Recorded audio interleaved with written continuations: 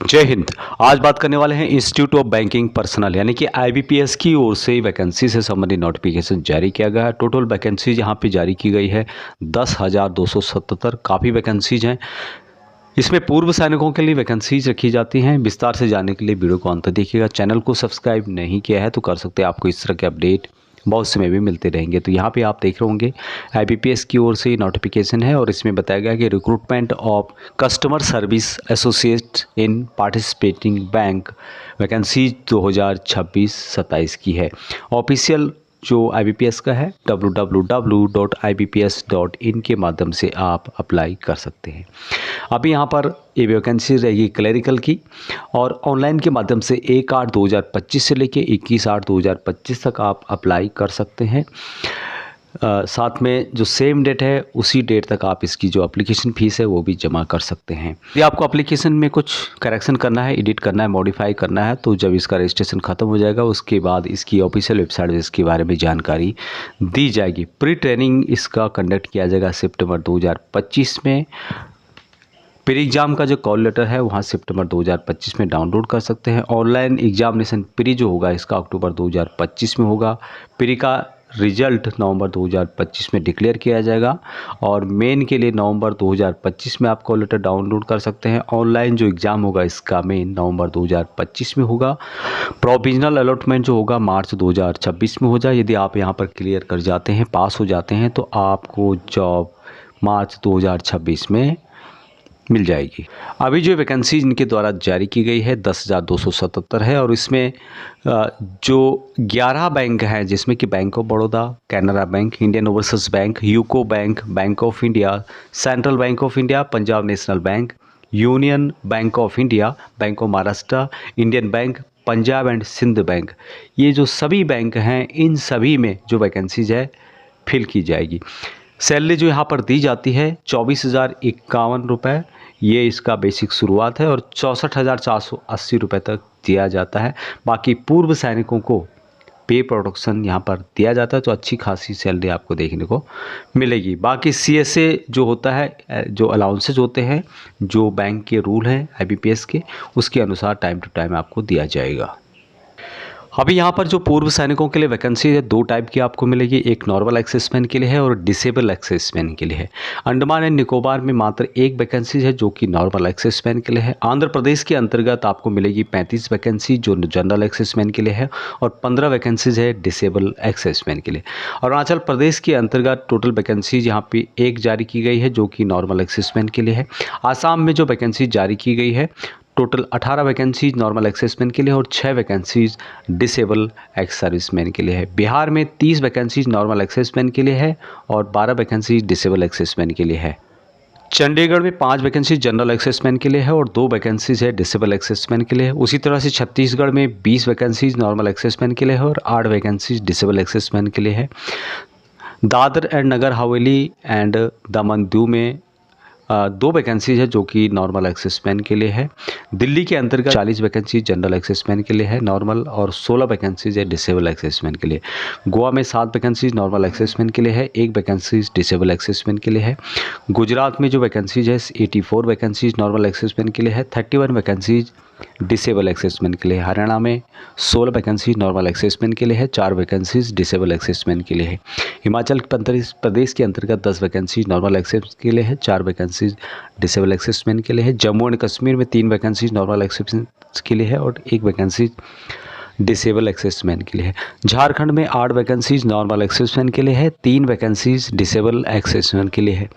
कर्नाटका में 135 vacancies normal एक्सेसमैन के लिए है, 47 वैकेंसीज डिसेबल एक्सेसमैन के लिए है। केरला के अंतर्गत 31 वैकेंसीज नॉर्मल एक्सेसमैन के लिए है, 12 वैकेंसीज डिसेबल एक्सेसमैन के लिए है। लद्दाख में कोई भी वैकेंसीज नहीं है। उसके अलावा मध्य प्रदेश के अंतर्गत 61 वैकेंसीज नॉर्मल एक्सेसमैन के लिए है, 24 वैकेंसीज डिसेबल एक्सेसमैन के लिए है। महाराष्ट्र में 111 वैकेंसीज नॉर्मल एक्सेसमैन के लिए है, 49 वैकेंसीज डिसेबल एक्सेसमैन के लिए है। मणिपुर में 2 वैकेंसीज नॉर्मल एक्सेसमैन के लिए है, 1 वैकेंसीज है डिसेबल एक्सेसमैन के लिए है। उसी तरह से मेघालय में नॉर्मल 1 वैकेंसी है जो कि जनरल एक्सेसमैन के लिए है। मिजोरम में भी कोई वैकेंसीज आपको देखने को नहीं मिलेगी। मिजोरम में 1 वैकेंसीज है जो कि नॉर्मल एक्सेसमैन के लिए है और 1 वैकेंसीज है जो कि डिसेबल एक्सेसमैन के लिए है। मध्य प्रदेश में 61 वैकेंसीज नॉर्मल एक्सेसमेंट के लिए है और 24 वैकेंसीज डिसेबल एक्सेसमेंट के लिए है। महाराष्ट्र के अंतर्गत 111 वैकेंसीज नॉर्मल एक्सेसमेंट के लिए है, 49 वैकेंसीज डिसेबल एक्सेसमेंट के लिए है। मणिपुर में 2 वैकेंसीज नॉर्मल एक्सेसमेंट के लिए है, 1 वैकेंसीज डिसेबल एक्सेसमेंट के लिए है। मेघालय में 1 वैकेंसीज है जो कि नॉर्मल एक्सेसमेंट के लिए है। मिजोरम के अंतर्गत 1 वैकेंसीज नॉर्मल एक्सेसमेंट के लिए है, 1 वैकेंसीज डिसेबल एक्सेसमेंट के लिए है। नागालैंड में 1 वैकेंसी है जो कि नॉर्मल एक्सेसमेंट के लिए है। उड़ीसा के अंतर्गत 23 वैकेंसी जो कि नॉर्मल एक्सेसमेंट के लिए है, 8 वैकेंसीज डिसेबल एक्सेसमेंट के लिए है। उसके अलावा पंजाब के अंतर्गत 27 वैकेंसीज नॉर्मल एक्सेसमेंट के लिए है, 9 वैकेंसीज डिसेबल एक्स सर्विसमैन के लिए है। राजस्थान में 37 वैकेंसीज नॉर्मल के लिए है और 10 वैकेंसीज डिसेबल एक्सेसमेंट के लिए है। सिक्किम में कोई भी वैकेंसीज नहीं है पूर्व सैनिकों के लिए। तमिलनाडु के अंतर्गत 93 वैकेंसीज नॉर्मल एक्सेसमेंट के लिए है, 39 वैकेंसीज डिसेबल एक्सेसमेंट के लिए है। तेलंगाना में 24 वैकेंसीज नॉर्मल एक्सेसमेंट के लिए है, 9 वैकेंसी डिसेबल एक्सेसमेंट के लिए है। त्रिपुरा में 1 वैकेंसीज है जो कि नॉर्मल एक्सेसमेंट के लिए है। उत्तर प्रदेश के अंतर्गत 129 वैकेंसीज नॉर्मल एक्सेसमेंट के लिए है, 57 डिसेबल एक्सेसमेंट के लिए है। उत्तराखंड में 14 वैकेंसीज है जो कि नॉर्मल एक्सेसमेंट के लिए है, 2 वैकेंसीज है जो कि डिसेबल एक्सेसमेंट के लिए है। वेस्ट बंगाल के अंतर्गत 52 वैकेंसीज नॉर्मल के लिए है और 22 वैकेंसीज है डिसेबल एक्सेसमेंट के लिए। एज यहाँ पर 20 से 28 साल मैक्सिमम रखी गई है और पूर्व सैनिक और डिसेबल एक्सेसमेंट को यहाँ पर छूट दी जाएगी, जैसे कि सेंट्रल गवर्नमेंट की हर जॉब में होता है। टोटल जो आपकी एज है उसमें से जितनी आपने सर्विस की वो माइनस करने के बाद 3 साल की और छूट दी जाती है। इस तरह से कैलकुलेट करने के बाद आपकी एज 28 साल से ज़्यादा नहीं आनी चाहिए, लेकिन 8 साल तक भी छूट यहाँ पे दी जा रही है। जो कि डिसेबल है, एक्सेसमैन है और SC ST कैटेगरी के हैं, उनको 8 साल तक की भी छूट दी गई है। साथ में मैक्सिमम एज यहाँ पर रखी गई है 50 ईयर, यानी 50 साल तक आप इन वैकेंसीज़ के लिए अप्लाई कर सकते हैं। यहाँ पर एज लिमिट है। डिसेबल एक्सेसमैन किसको माना जाएगा उसकी परिभाषा इनके द्वारा बताई गई है कि ex serviceman who while serving in the armed forces of the union was disabled in operation against the enemy और इन डिस्टर्ब एरिया, यानी कि कोई भी जो सैनिक है आर्मड फोर्सेस का वहाँ डिसेबल हुआ है ऑपरेशन अगेंस्ट द एनिमी, दुश्मन के साथ लड़ते हुए ऑपरेशंस में या फिर डिस्टर्ब एरिया में, उसको डिसेबल एक्सेसमैन माना जाएगा। अब इन वैकेंसीज के लिए जो एजुकेशन क्वालिफिकेशन है वो डिग्री रखा गया है। ये degree graduate in any discipline from university recognised by government of India, तो आपके पास डिग्री होनी चाहिए कम से कम। जो भी पूर्व सैनिक मैट्रिक पास हैं और जिन्होंने 15 साल सर्विस की है और जिनको सेना के द्वारा army special certificate of education दिया गया है, सेना यानी कि आर्मी, एयरफोर्स और नेवी, तो वहाँ भी इन ग्रेजुएट वाली वैकेंसीज़ के लिए अप्लाई कर सकते हैं। एप्लीकेशन फ़ीस जो रखी गई है 175 रुपये है, including of GST for SC ST PWD और ESM और जो डिसेबल ESM है सभी के लिए। बाकी लोगों के लिए 850 रुपये फ़ीस रखी गई है। जो प्रोसेस यहाँ पे होता है, सबसे पहले प्री एग्ज़ाम होता है, उसके बाद मेन एग्ज़ाम और उसके बाद होता है लोकल लैंग्वेज टेस्ट। तो यहाँ पर सबसे पहले जो प्री होगा जिसमें कि ऑब्जेक्टिव टाइप के क्वेश्चन पूछे जाएंगे। इंग्लिश लैंग्वेज से रिलेटेड 30 क्वेश्चन होंगे 30 नंबर के।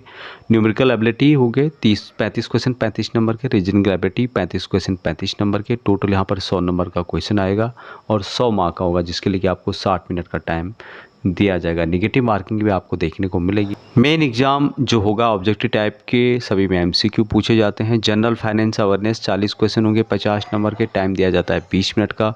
जनरल इंग्लिश 40 क्वेश्चन 40 नंबर के, 35 मिनट का टाइम दिया जाता है। रीजनिंग एबिलिटी 40 क्वेश्चन 60 नंबर के, 35 मिनट का टाइम दिया जाता है। क्वांटिटी एप्टीट्यूड 35 क्वेश्चन होंगे 50 नंबर के, 30 मिनट का टाइम दिया जाता है।